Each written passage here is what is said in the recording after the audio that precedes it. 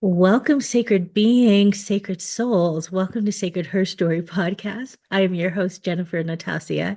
And today, for our Sacred HERstory guest speaker, we have this incredible woman, Fotoula Adrimi, who has a bachelor's and a master's in science. She is the director of the ISIS School of Holistic Health, an international school of earth-based shamanic training. After rediscovering her spiritual calling in 2006, she has trained extensively in core shamanism, completed a 2-year teacher training with Sandra Ingerman, and has since guided students on the shamanic path for many years. I am so excited to have you here, Fatula. Welcome, welcome, welcome. Thank you so much, Jennifer. Thank you so much for inviting me. And thank you for everybody listening to this wonderful show. And this is just so precious and so amazing for us to share the wisdom that is within us. Oh my goodness. Yes. And you have so much here because I've been on that journey of shamanism as well. Of course, not as long as you have. So I'm ready to learn what you have to share with us today. And you shared, like, it even says that you teach the shamanic practitioners training, ancestral healing, you do ceremonial women's work, age, ancient Egyptian spirituality, and so, so much more. And I also want to honor because you're also in Scotland. So there's a huge time gap. So thank you for making this time to be here. It's an absolute pleasure. I'm so glad to be here. Thank you. Thank you, Jennifer. So Fatula, what made you dive into or made you found shamanism? Like where were you in your life? What is your story? What's the background in that? Yes, so shamanism found me as it finds people. Shamanism finds us. I believe this is what I have seen. This is what my ancestors believed, and this is what other indigenous teachers that I work with, they also say there is a brotherhood and sisterhood in shamanism, and that it is not just about one tribe and one nation, but it's something that is universal. And I feel that this knowledge about the earth-based magic, about the other realms that surround this world, about the invisible worlds that interact with us, about us being multidimensional beings, about us being able to merge with the enlightened beings and do healing work, is actually inherent in us. And there comes a point in our life that spirit knocks on our door, and spirit knocked on my door, and I had to change my life. I was 30 at the time. My life was very conventional. I used to be a town planner. I think you call it zoning in America. And you can imagine just bricks and mortar, maps, and that kind of work. I was doing a lot of work with communities then as well, and environmental work, but it was in the mind. And then when spirit came to me, I had to really reevaluate what worked in my life, what didn't. And I went on this initiation of shedding the skin. And I see that with a lot of people because our culture has said this is how you're supposed to live your life. But when spirit knocks on your door, you have to make a choice. Do you continue to live life in a way that doesn't serve you because other people say this is how you should live your life? And and in our culture says keep silent, especially to women. Just, toe the line. Don't do something that is scary, that is dangerous, that we can't understand. Because when you walk on the shamanic path, you don't really know where it will take you. But for me, it felt so right. It felt that it was part of me. And it comes from my ancestors because I have ancestors both from my father's side, but from my father's side, it was very prominent. Mm. Uh, and from my mother's side. So I have two lineages that I'm holding. One is from my father's side was a patriarchal lineage. And these two lineages never spoke to each other. And what happened, what I saw when I was growing up, I saw the ceremonies that were done, the divination ceremonies, the bone readings, that were passed through, the healing of the land, the work with the calendar of the moon, the work with the calendar of the sun, the fertility of the earth. I saw all of that, but nothing was shared. Mm.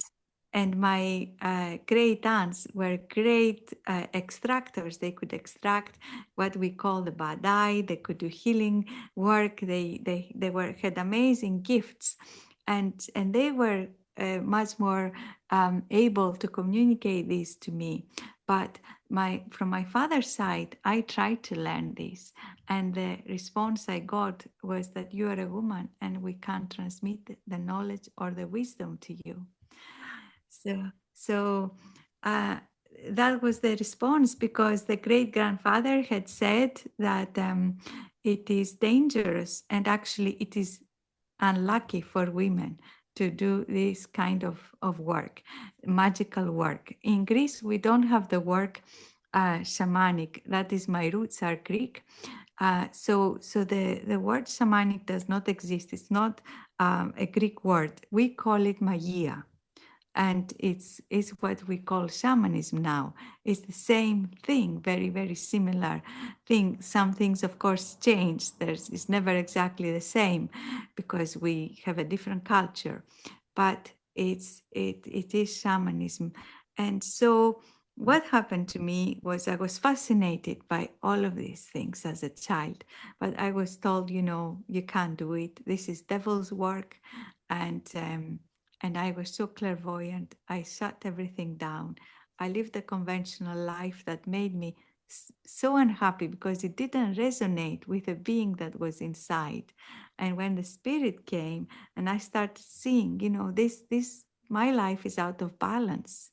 Mhm. Um, Eventually, I, I went on a big spiritual growth, a big path of spiritual growth. And it was a hunger. It was a really hunger to find more, to learn more, to evolve. The spiritual path became like the most important thing in my life, and nothing would stand in my way. Mm. And then, as it happened, I found shamanism in the West. I went into a workshop just because a friend was going there. She said, I'm going to a shamanic workshop. At the time, that's like over 20 years ago. So I didn't know. I said, what is shamanism? I have no idea what it is. She said, oh, it's some drumming thing. Just come and see. And I thought, okay, I'll just go because she's going and I have nothing better to do this afternoon. So we went there, and the drum spoke to me. I Mm. closed my eyes and I saw my guides. They told me about my life. They said, you will be a shamanic teacher one day. And I thought, oh my God, I've just had one workshop. I said to myself, you must be so egotistical, so so selfish to think that from one workshop you'll be a shamanic teacher one day. But that's what I doubted myself. But it Mm. all came true. Everything came true.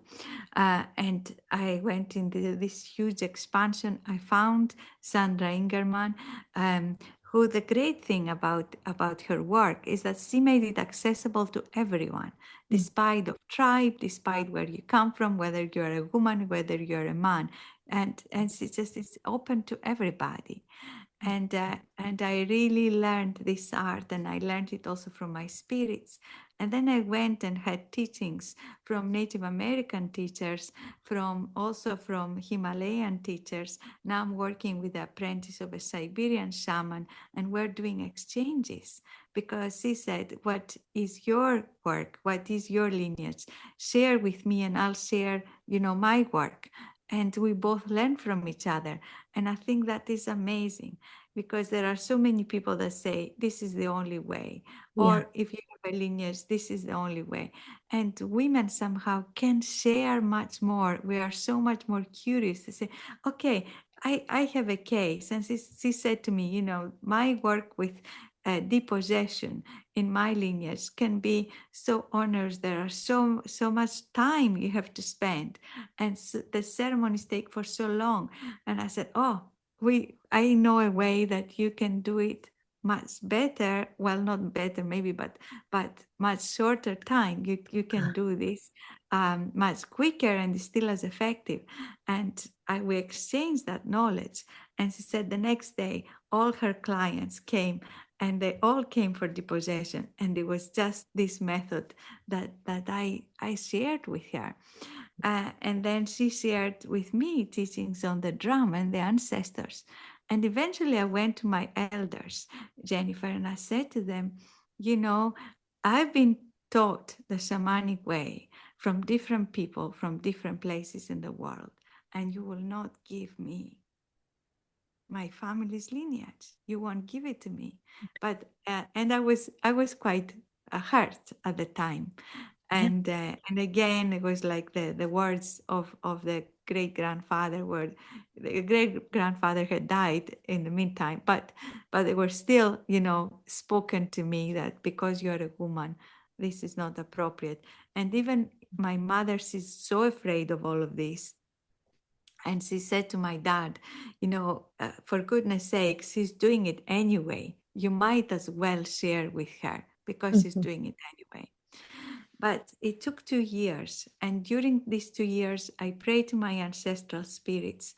I prayed to the shamanic deities that we have in Greece, the beings of light who work with us. And, uh, and they said to me, wait, just wait, don't despair, wait, and just keep the flame going. And there were so many signs that could not be ignored anymore. Yeah. In my family, I have two sisters, I have no brother. So in the Greek tradition, the lineage passes from the father to to the child, to the son, firstborn son, or if there's no son, to the firstborn grandson. So the firstborn male child, whatever it is. But in my case, we're all women. So I said to them, look, there is so much has been lost because my dad is a scientist and he wasn't really interested in this. He was the Mhm. firstborn male. Um, my granny also was one child. There was no brother. So again, the grandfather, great grandfather, had to wait for so long for my dad to come, and my dad says, I'm not interested in all of this, because in Greece you start from a very young age. So when he was 5, it was like his apprenticeship started, and he wanted to play with other kids. He could not understand why he had to spend hours and hours learning this. So he said, I wanted to climb trees, and all the other kids were playing out, and I was there doing the herbs and cutting the herbs and preparing things. And I really had no interest. But my granny was so psychic, and she was excluded. She Mm. was, and she was such a healer. She was an amazing healer. She could heal wounds. She knew all the Mm. herbs. And she said if somebody had, an injury, they would go to her to do all the sewing because she was so good and so caring. But she was taught the healing path, but not the magical path, because she was a woman. So I'm the first woman in my lineage, in my family tradition. Eventually, they said, okay, we will give it to you, because there were so many signs that it could not be denied anymore. Mhm. And the same thing I have seen in other traditions, how women get excluded, unfortunately, and we have to change the way. Yes. So at some point in 2014, I went to a Tibetan refugee village in Nepal, and there Mm. was an anthropologist there who had studied the shamanic work of 3 Tibetan shamans. And she said that in that lineage, again, is very similar to Greece. It's from father to son or grandson, and it always goes to the a male patriarchal lineage. And these Mhm. shamans do amazing work, but she said that is the lineage. And I said to her, what happens if a girl wants to do it? If a Yeah. girl has spirit visions, and she said, Oh, no, no, no. She said, look, that doesn't happen. The girl don't have anything. In this tradition, the spirits don't go to the women. And I Mm. said, that's what they say in Greece. Oh no, the spirits don't work with the women. And I Mm. thought that's not true. Yeah. And I know it in my heart, it's not true. It's my experience, it's not true. The ancestral spirits, I have so much respect for them. They came to me, they knocked on my door, and they guided me and still guide me in my life. And what the grandfathers, great grandfather said, that it's unlucky for women, I don't know who is it unlucky for, because it's true, when you work in a shamanic path, you start to set the conditioning, so you cannot, as a, maybe they're used to the timid woman who does all the work, and her focus is just on serving the family and everybody else. But a shamanic person starts to say, no, my first priority is to the spirits. It's not even to the people, because the spirits are the enlightened ones. And you might say, you have to do this, or I want you to do this. But if the spirits say that's not the right thing, we have a very tough choice. You have to say, this is not the right decision. The spirits are telling me something different. Mhm. And I'm not going to do what you want. I'm going to stay in my power and do what is right for me. And maybe then people feel it's unlucky for them to have somebody like that in the family. I don't know. Mm. Well, there's so much richness in what you just shared with your ancestors, with your family, and that whole patriarchal side. And that's like worldwide with this whole patriarchal colonization that's been, you know, like, no, the women only, here in America, we still haven't had a woman president. You know what I mean?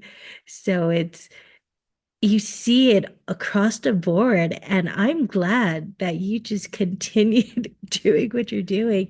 And how horrible to say, oh, it's unlucky and dangerous for a woman. I would figured it's unlucky and dangerous for anyone, because if you're not doing this work correctly, with purity, right? So just wow. And did you say in Greek it's called Maia or Yeah, yeah, Maia? And I was yeah. just thinking, I go, it's like magic, like magia, and the how the words all changes, and I go, shamanism is magic. And how would you explain in your words what shamanism is? Yeah, so in my way, in my words, and I know people may have different definitions. Um, so there are the definitions from spirit, and there are the human definition as well. So from the Mm, human point of view, let's say what is shamanism is is a healing practice. For most of the time, people go to a shaman because they need healing. mhm, But also, what I have found, which is not usually accessible in the West, but I found through the Himalayan tradition, it's also in an awakening practice. So I mean, spiritual awakening. I'm going for enlightenment here.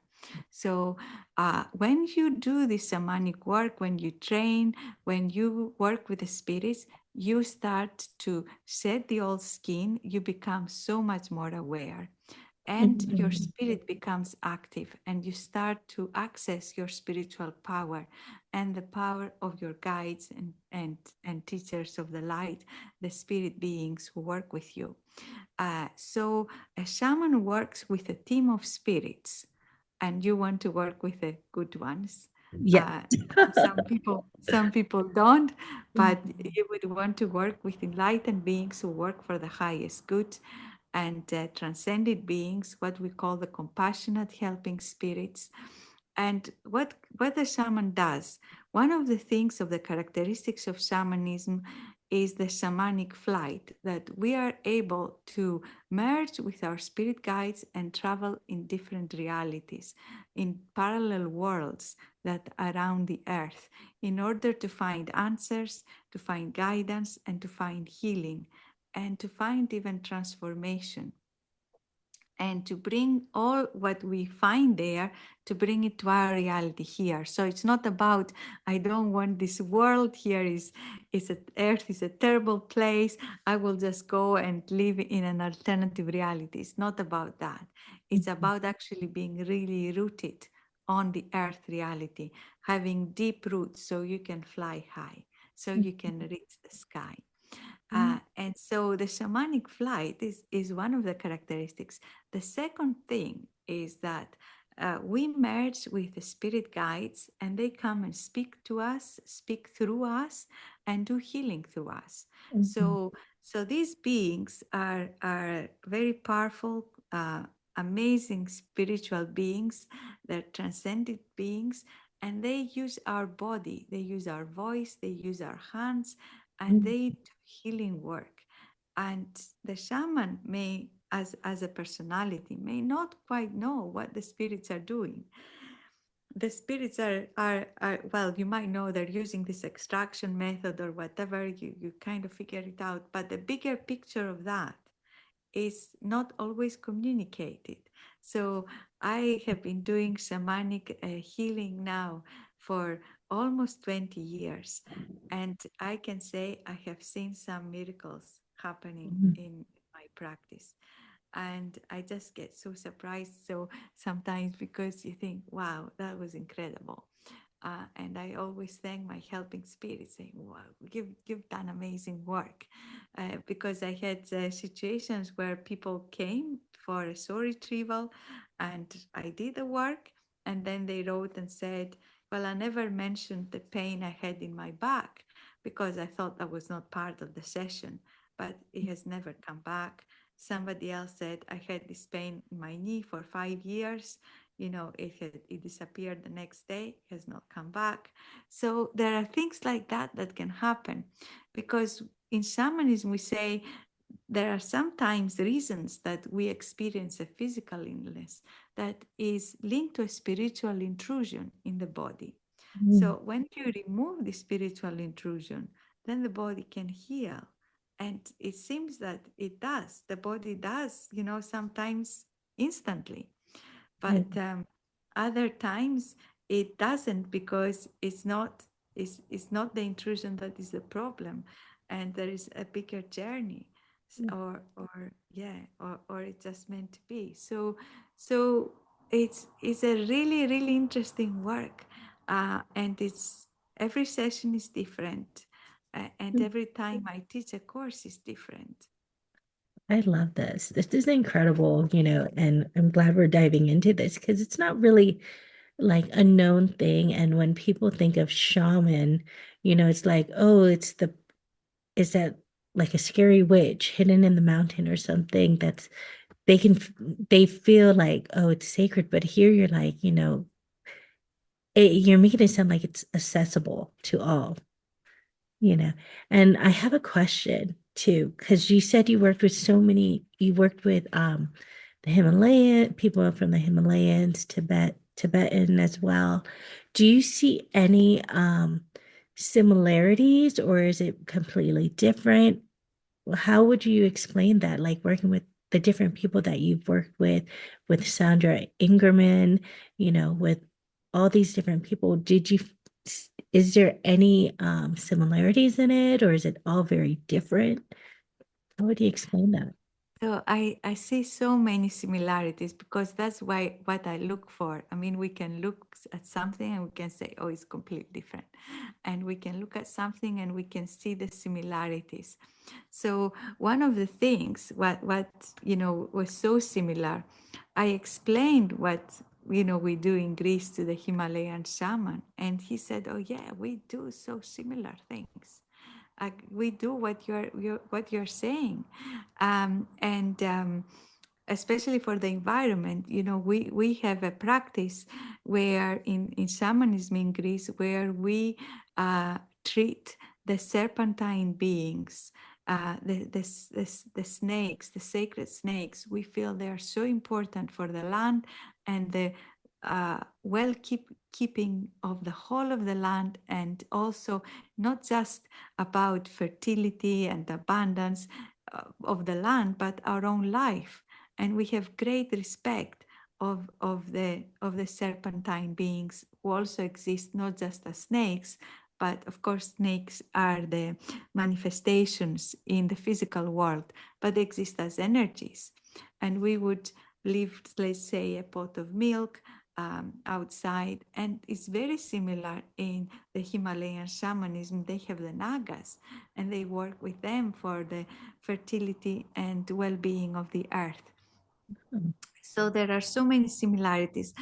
I said to Sandra once about my father does the bone divination, and he reads the shoulder blade bone of the lamb. So what we do is we cook a whole lamb, and it's ceremoniously done, and all the things are done right, and the family eats this, or whoever is invited, we all eat this.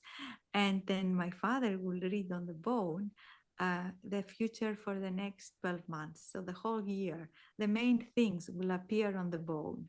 Like, for example, birth of new children, including their sex. And he's been more right than the doctors, the scans. Once the scan said that it was supposed to be a girl, and it was it was a boy, and it was, my dad said it's actually a girl in the bone, and the people were saying, no, no, we saw it in the scan, we saw it in the scan.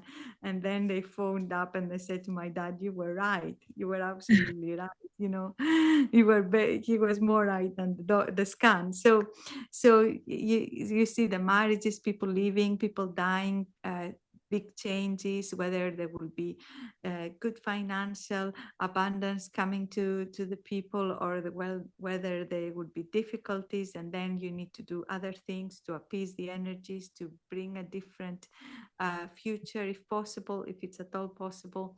But it's a divination through the shoulder blade bone. Mm. And then I found out that a Canadian shamans also use the shoulder blade bone. I didn't know that. And I thought, what are the chances? Here we have Greece, and there we have Canada. Different, of course, different people, but we are all one human tribe. Yes, yes. I I'm like, I love this because, it just shows how much more alike we are than different. With all the hate that's going on, we are so connected if we dive into our ancestral roots, and back then, they traveled, they walked the land, so what they learned here, they took with them there, wherever they did move to, so it's like, are we really all that different? We have different languages, but when we look at what it is, like you said, the Nagas and the serpentine beings, they're the same, you know. I This is so beautiful. I love the connection that you're sharing with us. I really love to learn, and I'm very much have a beginner's mind. So I respect all the teachers who want to work from the heart, and I'm so open. I wish to learn from them. I wish to share what I do, and let us all work together for the highest good and the earth. And when I spoke to the apprentice of the Siberian shaman, I asked, how do you feel, because you approached me for support, but how do you feel about sharing this? And there was a question also that somebody else I knew asked. And she said, in Siberia, the shaman she works with and was her teacher said that we need people now to step up, Mm. and we need really the earth. There is such a lot of work to be done. Nobody can do it just by themselves. We have to be real. There is so much negative energy, there's so much clearing needs, there's so much healing is needed. For people are really suffering. Let's put our ego aside of who is the best shaman, what tradition is the best, etc., and really come to our heart and say, yes, I can learn this from you. You can learn this from me. Let's share, and let's do the work, because the work is needed to be done well. And Mhm. that's how that really touched me. Yeah. And I thought, yeah, these are the people. I mean, the word shamanism comes from Siberia. And I'm saying these people are actually saying, please come and join us. We need you. We need everybody to step up. And I really value that. So in I have seen so many similarities, but the differences come are that you find the differences are culture based. For example, in Greece, we will do the healing work, the clearing work with different herbs. We will use mugwort, and we will use juniper for the ancestors, and we will use also the basil, the basil plant. Uh-huh. So you go to another part of the world, like where you are in America, they use the white sage because that's what grows there. It's amazing, amazing herb. You go to the Himalayas, they also use mugwort.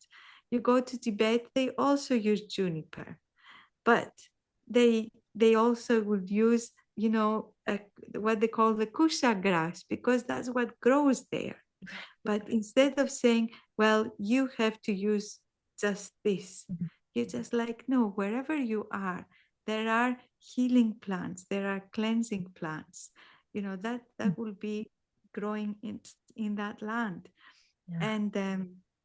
And so also we have the different spirits. So what happens is, like, in shamanism, you work with enlightened spirits. Now your teacher has come from their own lineage. They work with the spirits. Their teacher worked with these spirits. So when you learn from a teacher, you learn the method that is based on this, with this spirit. So when I do Himalayan shamanism, I will work with these spirits that I have had transmissions of teachings for them.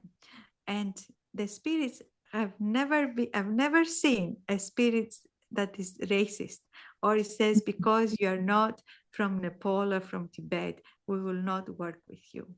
I've never seen that. I've seen people say to me, you are Greek and you live in Scotland, you shouldn't be doing any spiritual work here. And I said, that's not what the spirit said. The spirit said to me, welcome. Mm, And you know yeah. so I see that sometimes the human mind is coming in, and if you like, uh, creating these differences The and separation. the separation. So the deities that we work with can be based on the culture, Mhm. can be based on the spiritual tradition, but a Mhm. lot of these deities I found are also universal. So for example, very early on, the first deity who came to me from my lineage is the goddess Hecate, or Hecate. I get that. So Hecate, yeah, she is both an underworld goddess. In shamanism, she comes as the underworld goddess, which doesn't mean something bad, because people No, think of the underworld as something scary, but it just I, means really deep from the earth. She's really he, coming from yes. the earth.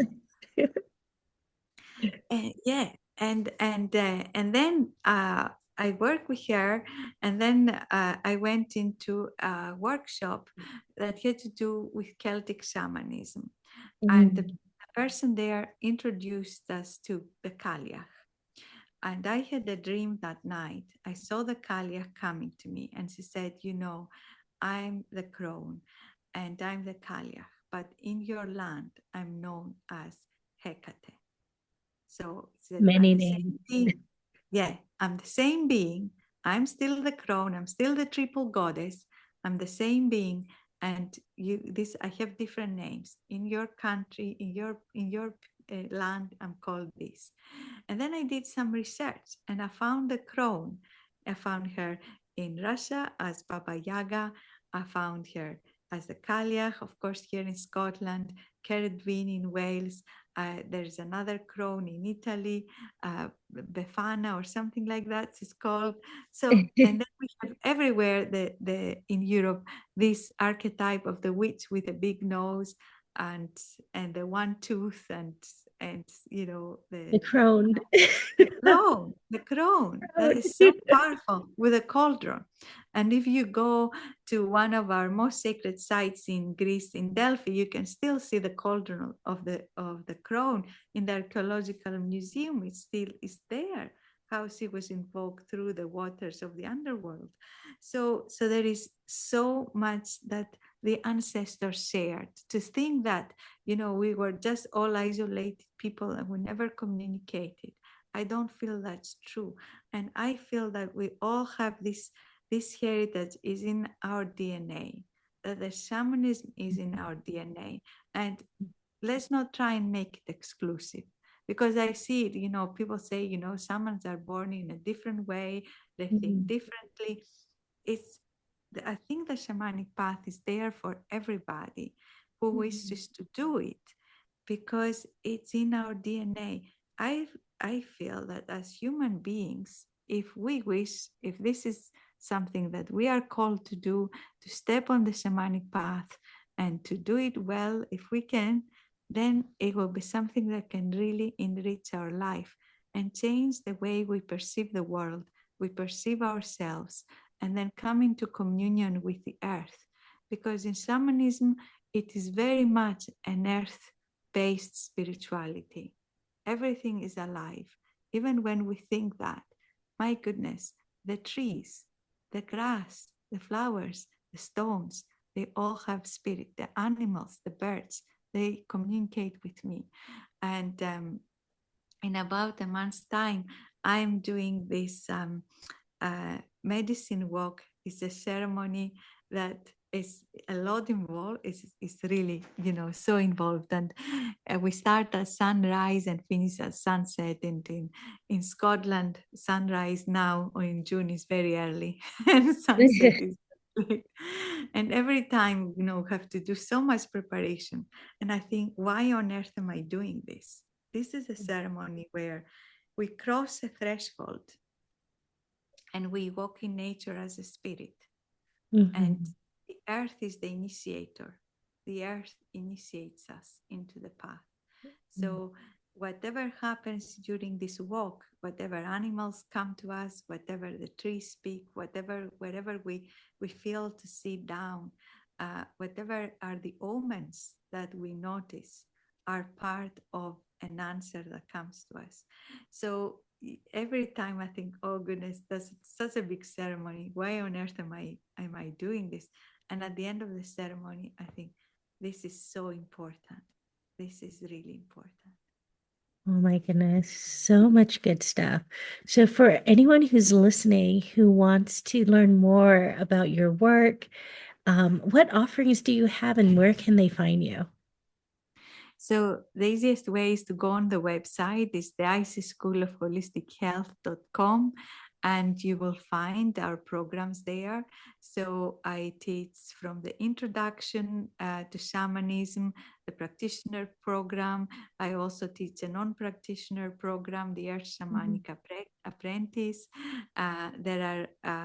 There are also some programs that are online and pre-recorded that people can do in their own time. And of course, they're live and in person. And I'm teaching the advanced work, which is very much a traditional style shamanism, which is a bit different than the core one. The core one is very accessible for us Western people because it's outside culture. So in the Mhm. core one, we don't follow a particular tradition. It's really one where it's something that really works. We find our own helping spirits. We don't have the helping spirits of the teacher. We find our own. They come to us and we work with them. There is a method that we have, but we go beyond the method because the spirits help us make that our own. And so it's so accessible to Western people, because also in the West, don't have a really good, if you like, relationship with the divine, because of our sometimes of our upbringing, the upbringing of the ancestors. We want to be outside religion, but sometimes people reject everything. So to have a spirit where you need to make offerings, where you need to do ceremonies. It's not so easy for the mind, but for in the core shamanism, it's very, very easily understand and accessible.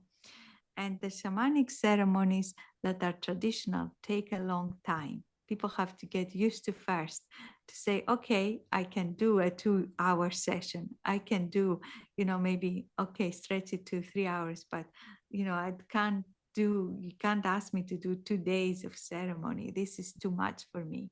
But then you get used to working with the spirits, you grow and you think, oh yeah, I would love to do it a 2 day or 4 day vision quest. That's would be amazing, and it is. I also teach the traditional way for as an advanced practice, and I have the book. So my first book, which is the Golden Book of Wisdom, Ancient Spirituality and Shamanism for Modern Times, it's really concise. I have put so much there, and it takes you through the understanding of life and incarnation through the shamanic perspective. And I hope people find it valuable. And is that book, is it on Amazon? Where can we find Yeah, it? On Amazon? Okay. yes. You can get it on Amazon. You can also order it from the website, but you can easily get it on Amazon. And wherever books are sold, they should be able to order it. Oh, this is incredible. I'm definitely going to dive in. So I'm so glad you're here and you shared all this good stuff with us. So everyone, Fotoula's information will be in the description. But before we close here today, Fotoula, what what is what is a piece of wisdom or something you wish you've known when you were younger that you would like to share with those of us that are listening as we walk to our own becoming? Oh, that's it. That is so wonderful. Such a wonderful question. What I would like to have known when I was younger. So when I was a child, I was very connected. I was connected to the earth. I was connected to the spirits, especially to the spirits, and I felt that was very natural. Unfortunately, when I became a teenager, I lost my connection. It was my choice to close the door, and my what I would have liked to have done was to be able to trust myself and to trust my inner voice. I didn't trust my inner voice that said, this is okay. I got, I had, the doubts, not about the spirits, but about myself. I felt that I was not enough to be there with the spirits. And then I didn't trust myself. I didn't trust my inner voice. But when I eventually woke up again when I was 30, I really started to listen and I did trust my inner voice. And that changed my life. So I think we have a pearl of wisdom inside of us. I think we have a well of wisdom inside of us. And the world has shut this voice down and said, no, believe what we say. So I would like to say to people, trust your inner voice, trust your inner compass, and just go for it. Even if it feels dangerous, even if it feels unknown, just trust yourself. Thank you. So thank you, thank you, thank you. Well, beautiful souls, if today's story moved you, inspired you, or reminded you that you're not walking this path alone, I invite you to follow and subscribe to Sacred HERstory podcast and also visit Fotoula at her website to learn more and connect with her. Her information will be below. This is where real women share their raw, unfiltered becoming, the sacred, the messy, and the powerful. So, thank you, Fotoula, again for being here. Thank you for those of you that are here joining us, for she is Sacred Her, sacred, highly exalted rebel. It is saying yes to ourselves and trusting our own inner wisdom. And to Fotoula, thank you for letting us celebrate your journey, your truth, your love, your grace, your beautiful grace. Thank you too, Jennifer, and thank you for all your work. You're doing amazing work, and thank you for the light that you have, your amazing light. And thank you so much for holding this time and holding everything that you do, because it really is important. And thank you so much. And thank you so much, everybody listening. Thank you Thank you, for all everyone. you're doing too. Thank you. Thank you. Thank you.